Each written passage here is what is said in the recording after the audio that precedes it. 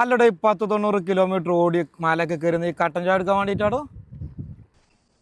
Ambience പിന്നെ നല്ല അടിപൊളി ആംബിയൻസിൽ ഫാമിലി ആയിട്ടും ഫ്രണ്ട്സ് ആയിട്ടും ചിൽ ചെയ്യാൻ പറ്റിയ ഒരു അടിപൊളി ലൊക്കേഷനാണിത്. ഷമാൽ റോഡിൽ 78 എക്സിറ്റ് അല്ലെങ്കിൽ 83 എക്സിറ്റ് എടുത്തും ഇങ്ങോട്ട് വരാം. ഉയരത്ത് റോക്കി ബീച്ച് എന്ന ലൊക്കേഷൻ അടിച്ചാലും ഇങ്ങോട്ടുള്ള വഴി കിട്ടുന്നതാണ്. കുറച്ച് ഓഫ് റോഡ് ഒക്കെ ഉണ്ട്, അല്ലാതെയും ഇങ്ങോട്ട് എത്തിച്ചേരാം.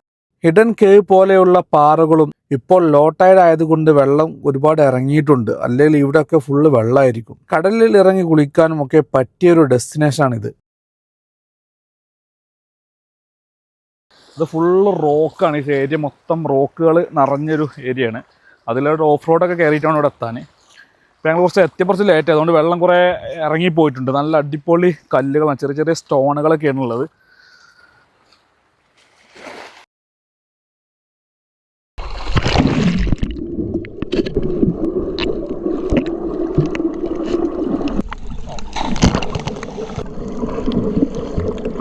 ഞങ്ങൾ വന്ന സമയത്ത് ഇവിടെ ഒക്കെ വെള്ളമായിരുന്നു.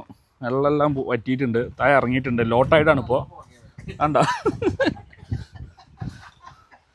എങ്ങോട്ട് ലൊക്കേഷൻ ആയിട്ട്